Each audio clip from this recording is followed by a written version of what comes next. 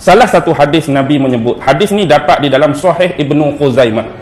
Sahih Ibnu Khuzaimah, hadis yang ke-1500, Rasulullah sallallahu alaihi wasallam bersabda, sesungguhnya bangsa Yahudi adalah suatu bangsa yang paling kuat hasad dengkinya.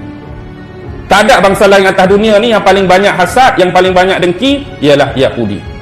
Dan tiadalah mereka paling kuat hasad dan dengkinya kecuali terhadap kita orang-orang Islam. Mula-mula Nabi bagi secara umum, bangsa hak paling kuat hasad, bangsa hak paling kuat dengki Yahudi.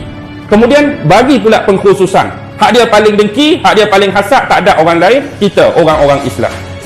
Dan dua benda antara yang paling dibenci oleh orang Yahudi ialah salam dan amin. Nabi sebut satu salam, satu amin. Memang salam. Yang pertama, kenapa mereka benci salam?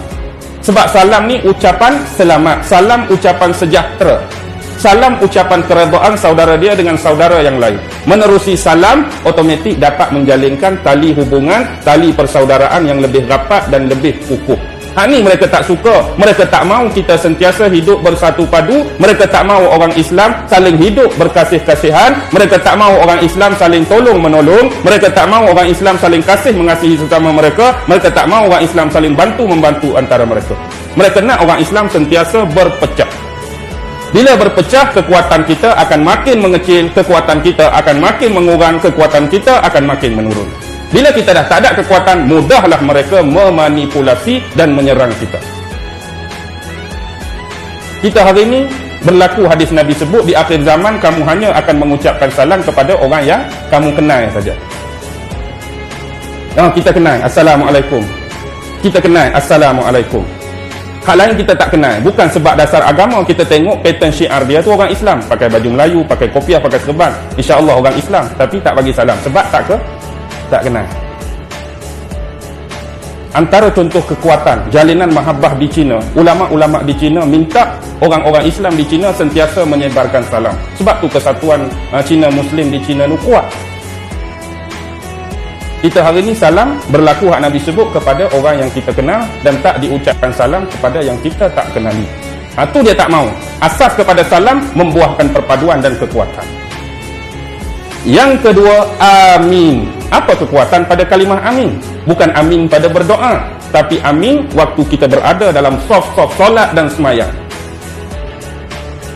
Jadi umat Islam ni akan ada kekuatan bila mereka datang masjid, solat berjamaah. Jadi mereka nak rungkai, nak buat amin ni seolah-olah biar kalau kita kata duduk di sini 1000 orang, hak mai jemaah, biar ada 10 orang pun okey dah. Kalau sini ada 2000, biar mari semayang 30 orang pun memadai dah lah untuk kita. Maksudnya biar peratusan yang besar tu tak datang masjid, tak datang berjamaah. Kalau boleh tinggal semayang terus lagi. Sebab apa? Mereka takutkan amin. Sebab bila kita ramai datang solat berjamaah, hak mereka paling takut ialah doa pada laknat mereka. Sebab surah Fatihah adalah surah wajib. Siratal ladzina an'amta 'alaihim ghairil maghdubi 'alaihim waladdallin. Janganlah jadikan kami seperti golongan Yahudi yang dilaknat, jangan jadikan kami seperti orang Nasrani yang disesatkan Allah. Ayat ni ayat laknat Yahudi, ayat menyesatkan Nasrani. Orang Islam pun amin, hari-hari duk kena doa kepada orang Islam.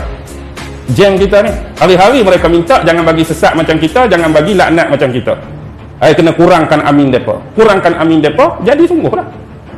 Hari ni orang-orang Islam sudah tak berminat nak main masjid, apatah lagi solat berjamaah. Dan Nabi pun sebut konteks suasana masjid akhir zaman, masajiduhum yauma idzin amirah walakinnahum kharabun minal huda. Masjid kamu pada akhir zaman ni besar, mewah, tersergang indah, walakinnahum kharabun minal huda, tetapi kosong daripada hidayah. Masjid besar, masjid mewah, aksesori peralatan lengkap, tapi hidayah tak ada dalam masjid. Macam mana nak mengembalikan hidayah? Datang masjid, solat berjamaah, ramai. Jadi bila kurangnya orang solat, tambah lagi kurang berjamaah, hidayah makin kurang. Bila hidayah makin kurang, senanglah musuh-musuh Islam manipulasi kita. Sebab kita tak ada kekuatan. Kekuatan ada pada jamaah. Kekuatan ada pada saf. Kekuatan ada pada solat. Dan lepas tu kita amin yang kedua doa. Minta Allah kukuhkanlah pendirian orang Islam. Minta Allah kukuhkanlah perpaduan orang Islam dan hancurkan musuh-musuh Islam. Hari-hari hancur musuh Islam, hari-hari hancur Islam. Amin, amin, amin.